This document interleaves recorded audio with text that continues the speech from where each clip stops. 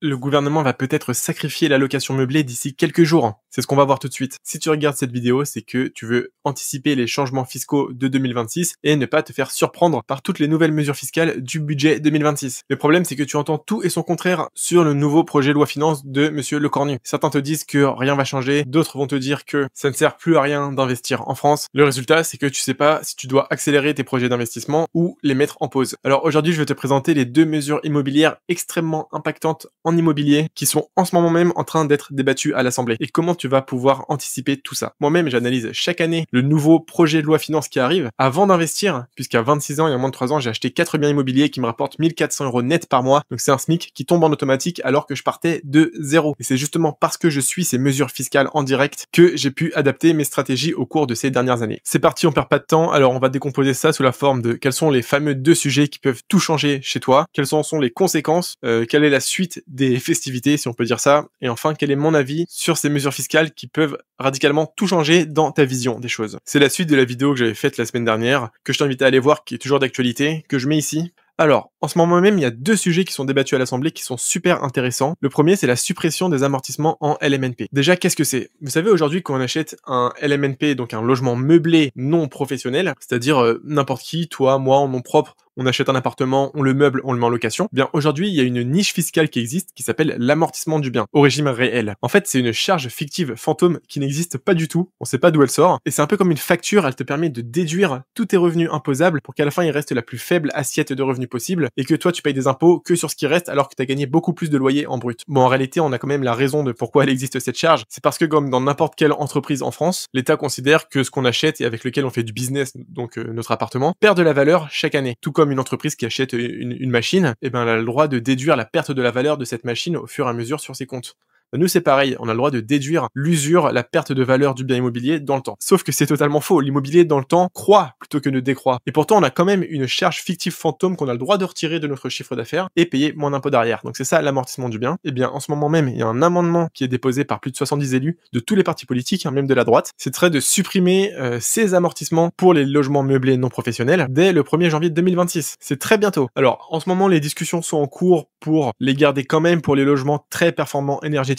Alors, on sait pas ce que ça veut dire, hein. Très performant énergétiquement, ça va être en cours de débat à l'Assemblée. Peut-être que pour commencer, ils diront, bon bah comme les DPE, tous les logements qui ont A, B, C et D de DPE, ils pourront dire, ok très bien, on garde les amortissements. Mais le problème, c'est qu'on sait comment ça marche avec l'État français, c'est qu'ils commencent avec un DPE jusqu'à D, et puis l'année d'après, ça va être en fait que les appartements jusqu'à C, et puis en fait que les appartements jusqu'à B, et puis finalement, ça va être que les DPE qui ont de A qui auront droit à cet amortissement. Donc le problème de cette mesure, c'est que ça va être la porte ouverte à plein d'autres dérives derrière. Même si sur le papier, on pourrait se dire à la limite pourquoi pas, ça encourage la rénovation de biens qui sont peu performants énergétiquement. Le problème de ça, c'est que c'était un immense avantage de ce régime fiscal du LMNP au réel. En fait, aujourd'hui, beaucoup de personnes hésitent forcément entre la location meublée et la location nue. Et ce qui fait qu'aujourd'hui, beaucoup de personnes s'orientent vers la location meublée, c'est parce qu'on a le droit à cette charge fictive fantôme qui n'existe pas et qu'on a le droit de retirer de notre bilan comptable net. Donc en fait, si cette mesure, elle passe, en fait, ça veut dire qu'il y aurait plus aucun intérêt à louer en meublé. Alors, ça, c'est ce qu'on pourrait croire à première vue. Je vais détailler mon avis juste après, à la fin de la vidéo. Mais en tout cas, sur le papier, c'est l'objectif qui est ciblé, c'est de remettre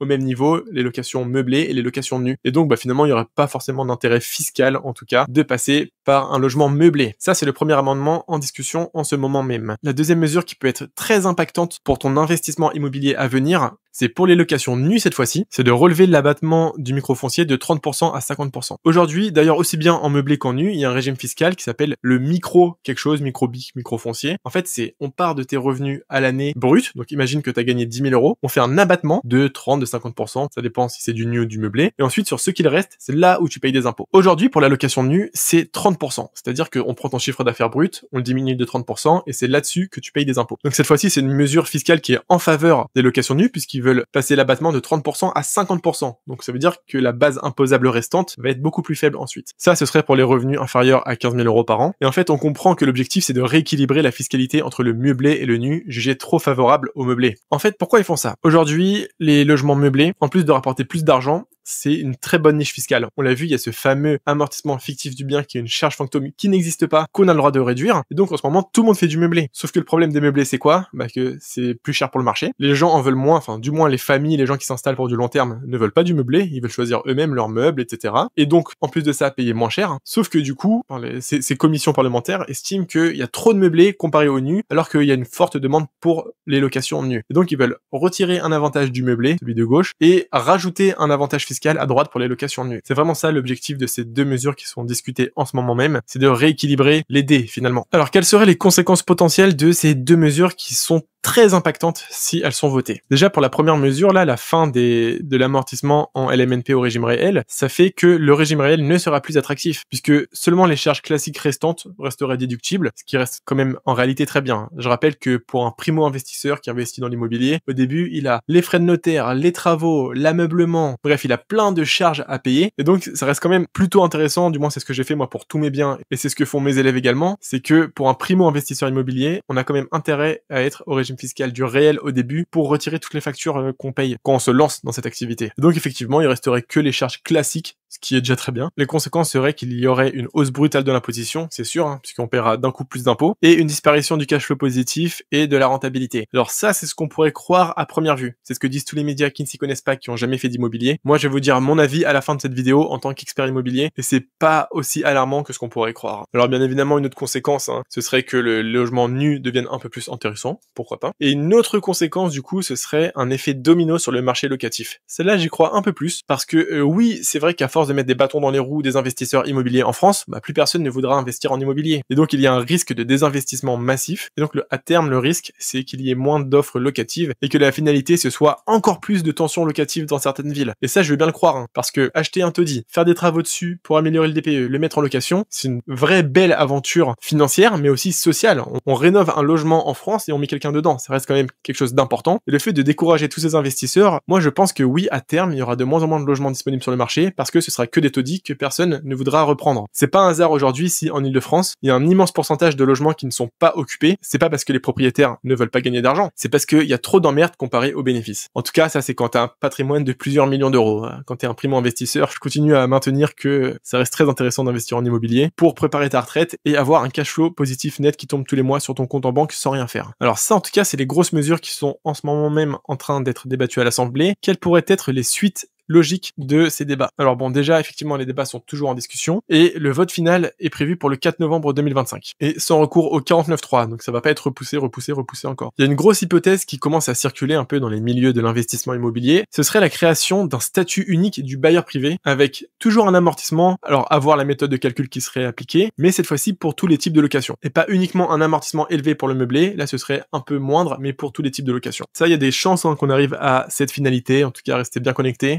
Abonnez-vous et mettez la cloche pour ne rien louper de l'actualité immobilière rentable. Et donc maintenant, quel est mon avis? Moi, en tant que multi-investisseur immobilier, j'ai déjà acheté 4 biens immobiliers, tous en meublé en plus, en LMNP au régime réel, donc les régimes qu'on avait vus ici au tout début de la vidéo. En fait, moi, je continuerai à faire et du meublé et du régime réel. Le meublé parce que ça reste quand même très intéressant en rentabilité. Un logement meublé, ça se loue dans les 15 à 20% plus cher qu'un logement nu. Donc même si finalement il n'y a plus d'avantage fiscal, juste en termes de cash flow pur déjà, tu peux potentiellement gagner 15 à 20% en plus avec un logement meublé. C'est juste que tu n'auras pas cette charge fictive fantôme à déduire pour payer moins d'impôts derrière. Mais en réalité, quand tu es au régime réel ici et que tu as quand même un primo-investisseur, ça reste toujours un régime fiscal très intéressant. Parce que quand tu vas démarrer en immobilier, tu vas avoir plein de factures à déduire et il y a que au régime réel que tu pourras déduire ces factures. Donc pour un primo-investisseur immobilier, comme je l'ai été et comme tu veux sûrement l'être, et qui veut se construire un patrimoine et gagner de l'argent positif tous les mois, il faut continuer à faire des logements meublés pour avoir une meilleure rentabilité et être au réel, du moins les premières années, pour pouvoir soustraire tous les frais qu'on a au lancement de cette activité. Peut-être que effectivement, après 4, 5, 6 ans de logement meublé au régime réel, peut-être que ce sera plus intéressant de passer à un autre régime fiscal qui nous fera payer moins d'impôts derrière. Mais en tout cas, pour 90% des primo-investisseurs qui font un emprunt immobilier classique, qui mettent en location ensuite leurs biens, ça reste très intéressant le régime réel. Dites-vous que moi j'ai fait une session plan d'action sessions avec un abonné. En fait, c'est des sessions que j'offre individuelles et on a revu tout son business plan, même si ce projet de loi finance était appliqué. Et bien, en réalité, il était quand même totalement rentable avec plus d'une centaine d'euros net de cash flow tous les mois, même si cette loi passait. Parce qu'elle pourrait potentiellement, éventuellement impacter ta fiscalité, mais qu'au bout de 5, 6, 7 ans d'exploitation de logements meublés, une fois que tu auras consommé toutes tes factures et tous tes amortissements, là oui, le régime réel d'aujourd'hui, donc l'ancien, peut être intéressant, mais d'ici là, il peut se passer tellement de choses, la loi change chaque année, ça sert à rien de se projeter aussi loin. Et donc j'ai montré à cet abonné qu'effectivement, il pouvait être totalement rentable en meublé au réel, même avec cette loi. D'ailleurs, si t'es intéressé à l'idée de faire une session plan d'action, pour que moi aussi je t'aide à investir en immobilier et que je t'aide à trouver une zone rentable autour de chez toi, clique sur le lien en description pour réserver ton créneau, c'est totalement offert. En fait, en 20 minutes, on fait le diagnostic de ta situation. On choisit 2 zones les plus adaptées à ce que tu veux faire et tu repars avec 3 étapes claires pour investir dans les 180 jours qui suivent cet appel avec la méthode de la location asymétrique, qui est une méthode que j'ai développée, qui permet d'obtenir les rendements d'un immeuble de rapport juste sur des studios. En tout cas, si t'es intéressé à l'idée d'en savoir plus sur cette méthode et comment tu peux l'appliquer pour toi, réserve un appel offert en description. Alors attention, je prends que 5 personnes par mois et après je ferme les places. J'ai déjà aidé une dizaine d'abonnés, c'est comme tu veux, en tout cas, tu sais comment faire. Ensuite, la finalité, c'est que, dites-vous que tout ce qu'on voit ici là depuis 2 semaines avec l'ancienne vidéo que j'avais faite,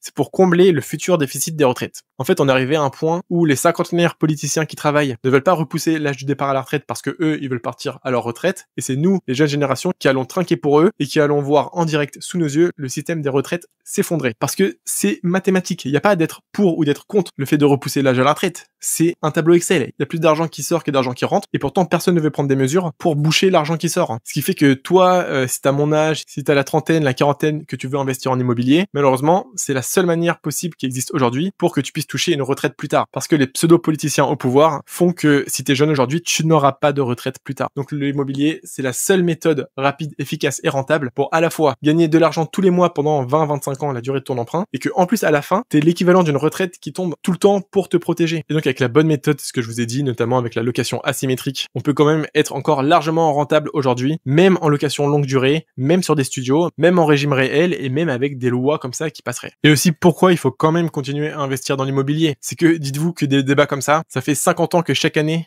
on les a. Et pourtant, on a bien la preuve aujourd'hui que depuis 50 ans, c'est rentable l'investissement immobilier locatif. C'est comme les personnes qui vous disent faut plus investir en bourse, ça y est, c'est terminé, on est déjà au pic. Mais même si tu avais investi au pic sur les 50 dernières années, aujourd'hui, tu aurais une rentabilité de malade. Donc j'ai envie de te dire, le fond du problème ne change pas. C'est pas un hasard si l'immobilier, c'est le plus vieil investissement au monde. Et donc ne t'inquiète pas, tu prendras jamais de gros risques à investir dans l'immobilier. Donc la conclusion de cette vidéo, c'est tout simplement restez branchés à ce qui se passe, abonnez-vous, mettez la cloche pour ne rien louper parce que je vais vous tenir au courant de l'actualité en immobilier. Essayez d'anticiper un peu ces changements, pourquoi pas dans vos business plans, de voir ce que ça donnerait si les politiciens votent ces lois ou s'ils ne la votent pas. Également, regarde mes autres vidéos si tu veux être rentable en immobilier. Ça t'évitera de t'investir dans une aventure financière de 20-25 ans sans être rentable. Donc like la vidéo si elle t'a plu, abonne-toi, dis-moi en commentaire ce que t'en as pensé. Et pour finir, c'est comme toujours, soit tu travailles toute la semaine pour payer ton loyer, soit tu deviens celui qui encaisse les loyers. C'était Adam Willy, à bientôt. Attends, c'est pas fini. Si vraiment tu veux progresser en immobilier, regarde une de ces 2 vidéos et abonne-toi.